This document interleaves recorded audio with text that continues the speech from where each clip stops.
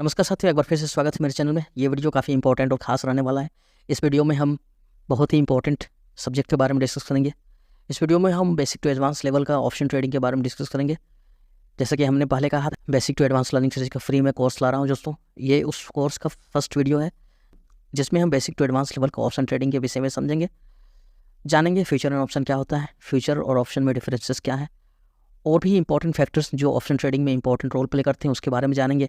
और जानेंगे कि ऑप्शन ट्रेडिंग को हम कैसे कर सकते हैं, ऑप्शन ट्रेडिंग में हम शुरुआत कैसे करेंगे। ऑप्शन ट्रेडिंग में शुरुआत करने से पहले हम ऑप्शन ट्रेडिंग के किन किन फैक्टर्स को हम ध्यान में रखेंगे, और साथ में हम किन किन टर्मिनोलॉजी को भी ध्यान में रखेंगे जिसका इंपॉर्टेंस काफ़ी ज़्यादा रोल प्ले करता है बाजार में, तो उसको भी हम ध्यान में रखेंगे। तो चलिए हम प्रैक्टिकली हम बात करेंगे अभी। उससे पहले अगर आपने अभी तक हमारे चैनल को सब्सक्राइब नहीं किया तो प्लीज़ सब्सक्राइब कर लें। वीडियो काफ़ी इंपॉर्टेंट होने वाला है, वीडियो को लाइक कर दें। तो चलिए शुरू करते हैं वीडियो को, समझते हैं ऑप्शन ट्रेडिंग क्या है।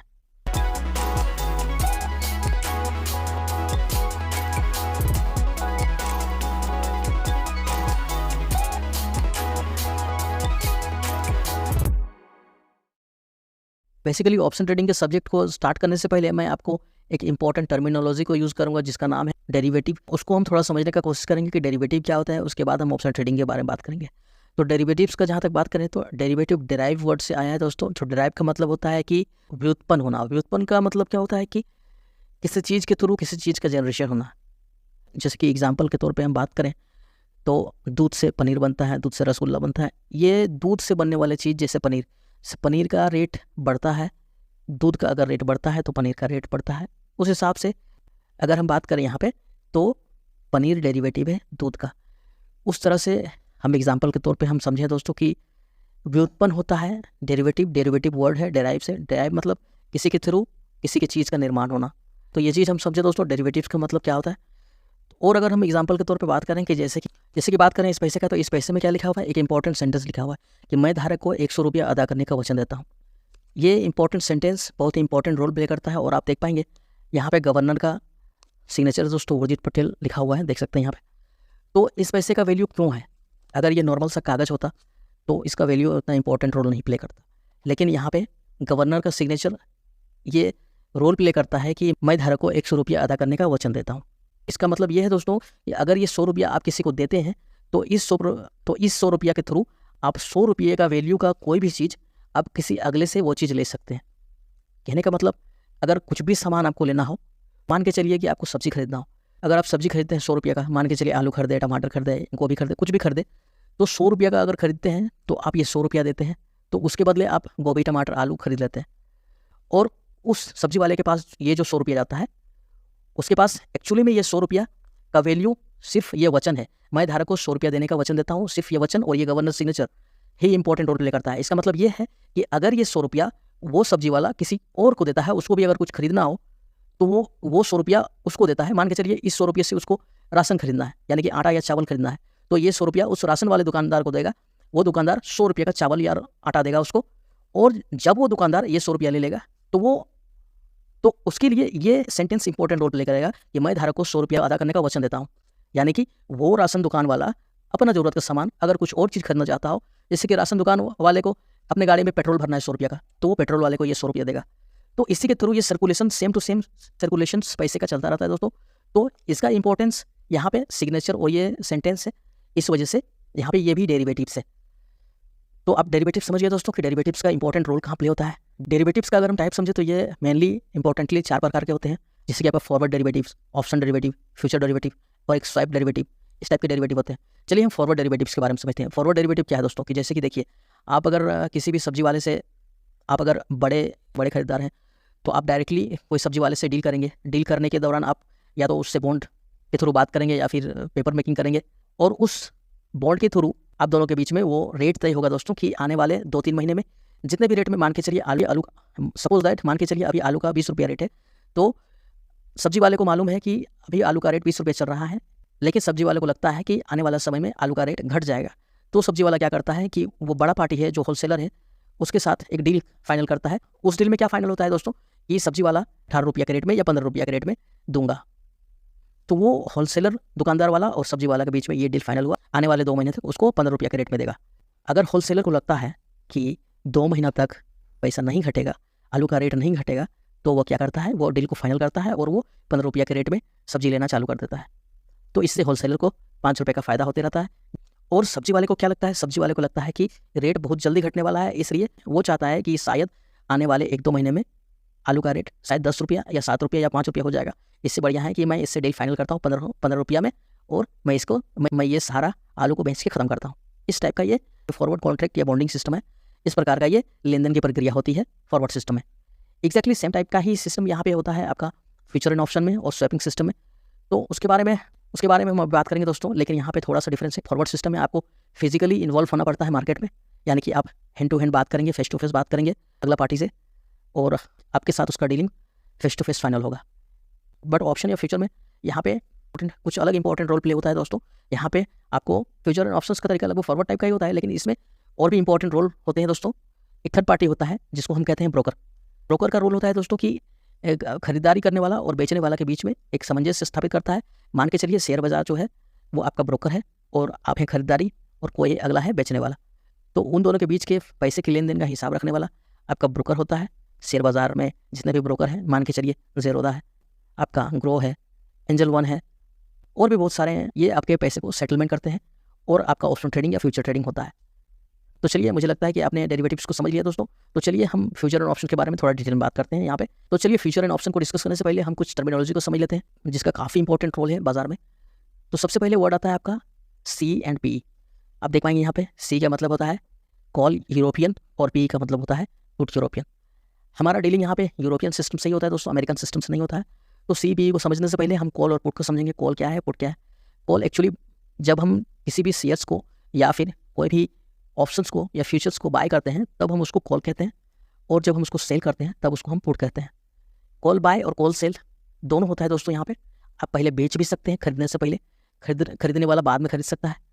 जैसे कि अगर आपको बेचना हो पहले तो आप बेच सकते हैं पहले, अगर आपको खरीदना हो पहले तो आप खरीद सकते हैं पहले। इसमें काफ़ी सारे इंपॉर्टेंट फैक्टर्स और काफ़ी इंपॉर्टेंट अमाउंट का भी डिफरेंस होता है दोस्तों। यहाँ पे 4 वर्ड होते हैं दोस्तों, call buy, call sell, put buy, put sell. तो इसको भी हम डिटेल में समझेंगे। बेसिकली हम शुरू में ये समझे कि कॉल को बाय कहते हैं और पुट को सेल कहते हैं। डिटेल में बात करने से पहले मैं आपको कुछ इंपॉर्टेंट टर्मिनोलॉजी का डिस्कस करूँगा दोस्तों। टर्मिनोलॉजी यहाँ पे क्या है, यहाँ पे एक इंपॉर्टेंट वर्ड आता है लीवरेज, और दूसरा इंपॉर्टेंट वर्ड आता है प्रीमियम, और तीसरा इंपॉर्टेंट वर्ड आता है आपका लॉट साइज। तो यहाँ पे होगा, आप यहाँ पे आप देख पाएंगे। इन तीनों का मतलब मैं आपको पहले बताता हूँ, उसके बाद हम बात करेंगे कि यहाँ पे इस चीज़ का रोल क्या है। लीवरेज क्या होता है, एक होता है लीवरेज का मतलब होता है फ़ायदा उठाना। ये हम ऑप्शन और फ्यूचर ट्रेडिंग इसलिए करते हैं दोस्तों कि यहाँ पे काफ़ी कम अमाउंट में आपको ज़्यादा प्रॉफिट गेन करने का मौका मिलता है अगर आप सही होते हैं तो, और अगर आप गलत होते हैं तो आपका काफ़ी कम अमाउंट होता है। उस अमाउंट के कंपेयर में जो अमाउंट जिस चीज़ को हम खरीदने वाले हैं उस अमाउंट के कंपेयर में वो काफ़ी कम होता है, इसलिए लोग काफ़ी ज़्यादा ऑप्शन ट्रेडिंग और फ्यूचर ट्रेडिंग को प्रेफरेंस देते हैं। तो लीवरेज को समझने से पहले सबसे पहले हम प्रीमियम पे आते हैं। प्रीमियम का मतलब होता है किस्त या उधार। उधार कहने का यहाँ पे ये मतलब नहीं है कि दोस्तों यहाँ पे उधारी में काम होता है। यहाँ पे उधार का मतलब होता है कि जैसे देखिए, तो सपोज मान के चलिए ये है मोबाइल, इस मोबाइल का रेट मान के चलिए 20,000 रुपया है, लेकिन आपके सामने हमारे बायर और सेलर के बीच में एक इंस्टीट्यूशन काम करता है। वो इंस्टीट्यूशन या मान के चलिए ब्रोकर हमारे बीच में कोई और चीज़ का इंट्रोड्यूस करता है। सपोज दैट मान के चलिए ये एक टोकन है और इस टोकन का रेट उसने 10,000 रुपया रखा है, ब्रोकर ने या इंस्टीट्यूशन ने 10,000 रखा है, और कहा है कि ये टोकन अगर आपके पास होगा तो आप उस मोबाइल को खरीदने का हकदार होंगे, यानी कि इस टोकन का वैल्यू 20,000 के बराबर है। इसका भी एक टाइम वैल्यू होता है दोस्तों, मान के चलिए 1 महीना या 2 महीना तक। सपोज दैट अगर आपके पास दूसरा कोई और टोकन है, सपोज दैट ये टोकन है, तो इसका वैल्यू 15,000 रुपया है। अगर आप ये टोकन खरीदते हैं तो आप 15,000 का वैल्यू मिलेगा आपको, यानी कि उस मोबाइल के एवज में ये 15,000 रुपया का टोकन है, और इस टोकन को आप खरीदते हैं तो आपको मोबाइल खरीदने का हकदार होंगे अगले 1 महीने तक या 1 सप्ताह तक, या फिर उसका जो टाइम लिमिट होगा उस समय तक। तो ये अलग अलग रेट में अलग अलग टोकन्स जनरेट होते हैं। टोकन्स यानी कि प्रीमियम के रेट अलग अलग जनरेट होते हैं, वो मैं आपको ब्रोकर के ऐप में बताऊंगा, वहाँ पे आपको पूरा क्लियर हो जाएगा। तो चलिए हम वहाँ से समझते हैं कि क्या है प्रीमियम और क्या है इंपॉर्टेंट रोल। ठीक है, चलिए समझते हैं। तो चलिए मैं ग्रो का ऐप का यूज़ कर रहा हूँ, आप देख पाएंगे यहाँ पर मैं ओपन करता हूँ निफ्टी को, और निफ्टी में हम समझेंगे कि ये प्रीमियम के रेट क्या होते हैं और लिवरेज यहाँ पे क्या रोल का प्ले करता है और लॉट साइज क्या होता है। इसके बारे में तीनों चीज़ आपको यहाँ पे क्लियर हो जाएगा। तो सपोज मैं निफ्टी पे टच करता हूँ, तो निफ्टी का अभी रेट है 19,638 रुपया हमें दिख रहा है। तो हम यहाँ पे जाएंगे ऑप्शन चेन में और क्या देखेंगे कि 19,638 रुपया और 19,650। हम ये समझेंगे दोस्तों कि ये डिफरेंस क्या है। 19,638 रुपया 30 पैसा जो है वो है मार्केट प्राइस, और यदि हम ऑप्शन चेन में आएंगे और ये डिफरेंस को देखेंगे, ये डिफरेंस आपको नजर आएगा दोस्तों। आप देख पाएंगे यहाँ पे आपको बीच में आपको नंबर्स नजर आएंगे, देख पाएंगे 19,450, 19,500, 19,550, 19,600, 19,650, 19,700, 19,750, 19,800। ये बीच में जो 50 पॉइंट्स के डिफरेंस है, ये आपका स्ट्राइक प्राइस है दोस्तों। ये 50 पॉइंट्स के डिफरेंस में स्ट्राइक प्राइस जनरेट हुआ है। स्ट्राइक प्राइस क्या है देख पाएंगे, मार्केट प्राइस 19,638 है, वही 638 के बगल में क्या है 19,600 और उसके आगे क्या है 19,650।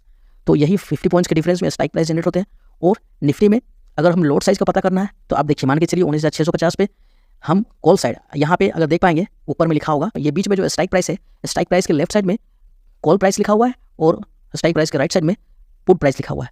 तो हम मान के चलिए हम खरीदारी करना चाहते हैं 19,650 के रेट पे। हमें लग रहा है बाजार को देख के कि 19,700 तक बाजार जाएगा, तो हम 19,650 का कॉल बाय करते हैं। तो सपोज दैट हम कॉल पे टच करते हैं, तो हमारे आगे ऑप्शन आता है निफ्टी 5 अक्टूबर 19,650 कॉल। तो यहाँ पे हम कॉल को सेल भी कर सकते हैं और बाय भी कर सकते हैं। अगर हम बाय करना चाहें तो हमें क्या दिखेगा, हमें दिखेगा दो ऑप्शंस। निफ्टी का 5 अक्टूबर 19,650 के बगल में नीचे आपको दो ऑप्शंस दिखेंगे, एक डिलीवरी और एक इंट्राडे। तो यहाँ पे डिलीवरी समझ लेते हैं दोस्तों। डिलीवरी का मतलब यह है दोस्तों कि निफ्टी में एक्सपायरी होता है दोस्तों। एक्सपायरी कहने का मतलब वैलिडिटी यानी कि 1 सप्ताह का वैलिडिटी होता है, 2 सप्ताह का वैलिडिटी होता है, 3 सप्ताह का, 4 सप्ताह, 5 सप्ताह, 6 सप्ताह, 1 महीना, 1.5 महीना तक का वैलिडिटी होता है निफ्टी में, बैंक निफ्टी में भी। तो अभी हमने आपको टोकन सिस्टम से अभी बताया था दोस्तों कि ये आप मोबाइल के बारे में मैंने एग्जांपल दिया था कि मोबाइल आप खरीदते हैं, आपके पास 20,000 रुपया नहीं है तो मोबाइल के बदले आप ये टोकन खरीदिए 15,000। ये टोकन का वैल्यू क्या है दोस्तों कि इसमें जो वैलिडिटी होता है, आप उस दिन तक आप उस मोबाइल के हकदार होते हैं। आप खरीदना चाहें तो खरीद सकते हैं, बेचना चाहें तो बेच सकते हैं उस हिसाब से। तो यहाँ पे हम बात करते हैं कि डिलीवरी डेट। डिलीवरी का मतलब होता है कि आप जब तक आपका डेट एक्सपायर ना हो जाए तब तक आप उस खरीदे हुए चीज़ का हकदार होंगे। और बात करें इंट्राडे, इंट्राडे का मतलब होता है दोस्तों जिस दिन आप किसी भी चीज़ का खरीदारी करिएगा, आप स्टॉक्स का खरीदारी करिएगा या फिर यहाँ पे निफ्टी का ऑप्शंस का खरीदारी करिएगा, आपको वही दिन बेचना होगा, उसको इंट्राडे बोलते हैं। इंट्राडे आपका स्टॉक्स ट्रेडिंग में भी होता है, ऑप्शंस ट्रेडिंग में भी होता है, फ्यूचर्स ट्रेडिंग में भी होता है। तो चलिए यहाँ पे समझ गए।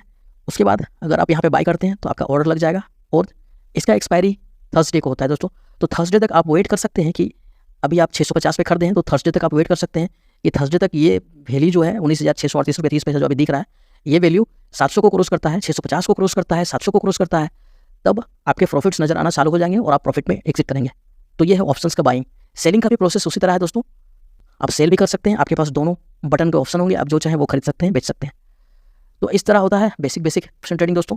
सेम इसी प्रकार फ्यूचर्स के ट्रेडिंग भी होते हैं। फ्यूचर्स ट्रेडिंग में क्या होता है दोस्तों, फ्यूचर ट्रेडिंग में आपको लिवरेज आपको काफी लॉन्ग टर्म के लिए मिलेगा, क्योंकि आपको 3 मंथ्स का टोकन मिलेगा। 3 मंथ्स कहने का मतलब कि अगर ये मंथ में आप किसी भी चीज़ को परचेज कर रहे हैं, किसी भी स्टॉक्स को परचेज कर रहे हैं या इंडेक्स को परचेज कर रहे हैं, आप ये मंथ में परचेज कर रहे हैं तो उसको नियर मंथ बोला जाता है दोस्तों। अगर आप नेक्स्ट मंथ के लिए परचेज कर रहे हैं तो उसको नेक्स्ट मंथ टोकन कहा जाता है दोस्तों। अगर आप उसके अगले मंथ के लिए परचेज कर रहे हैं तो उसको फार मंथ टोकन बोला जाता है दोस्तों। फ्यूचर और ऑप्शन में सिर्फ यही डिफरेंस है दोस्तों, थोड़ा सा वैलिडिटी ज़्यादा होता है फ्यूचर्स में, बाकी खरीदारी और बिकवाली का सिस्टम यही है। बाकी इसके बारे में और भी हम डिटेल में बात करेंगे दोस्तों। अगर ये वीडियो अगर आपको अच्छा लगा हो तो आप जरूर लाइक करिए, और अगर आपने अभी तक डीमैट अकाउंट को ओपन नहीं किया है तो डिस्क्रिप्शन में लिंक होगा दोस्तों, आप वहाँ पे जाके ग्रो पे और ज़ेरोदा पे ओपन कर सकते हैं अकाउंट। और अगर आपने अभी तक हमारे चैनल को सब्सक्राइब नहीं किया तो सब्सक्राइब करिए।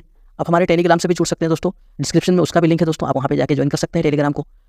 बाकी ये वीडियो कैसा लगा दोस्तों, इस वीडियो के बारे में अपना राय जरूर दें, और नेक्स्ट सीरीज में लाता रहूँगा दोस्तों। तो आप मेरे इस basic to advance learning series की प्लेलिस्ट को जरूर लाइक करिएगा दोस्तों। उम्मीद करता हूँ वीडियो अच्छा लगा है आप लोगों को। Keep commenting, keep liking, stay safe, जय हिंद।